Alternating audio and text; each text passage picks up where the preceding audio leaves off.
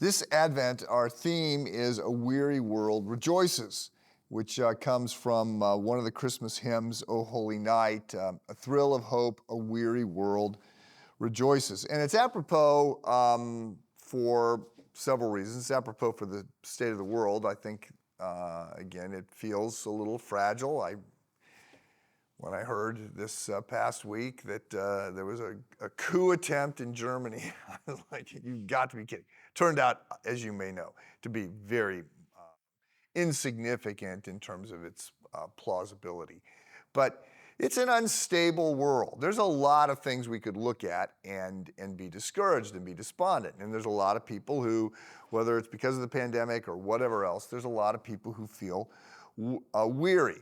And that is what was going on for the Jews as they came into the first Advent, right? The first arrival of Jesus when he came as an infant. He's going to come again as a king. He's going to come again in power, and Christmas should be a time when we're looking back to his first arrival and looking ahead to his second, but that's not my point today. My point today is that coming out of this song, there is this thrill of hope.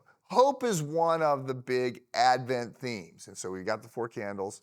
The candles represent hope and peace and joy and love. And hope is not just, hope is not the same thing as wishful thinking. It's much stronger than that. It's not optimism. Optimism is technically, we're optimistic if we think the trends are in our favor, if we think we've got, we have reason to be encouraged, then we would say we're optimistic. Hope is a much bigger term than that. Hope says, I don't see reasons to be optimistic right now. I don't like the trend lines. I don't like the circumstances. I'm not hearing in the news this sense that things are going to turn around in the way that would make me have an easy life necessarily. But hope is beyond that. Hope is rooted, not in the circumstances. Hope is rooted in the promises of God. It is based on the idea that a faithful God is going to be faithful. And we are called to hope. We're not called to be optimistic. We're not called to wishful thinking, but we are called to hope.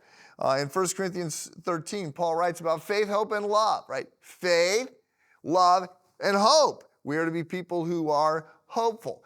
And in 1 Peter 3:15, we're told that we are to be those who are ready at any time to give a reason, an apology, to give a reason, apologia, for the hope that is within us. This is something that informs how we face the world, how we think about what's going on.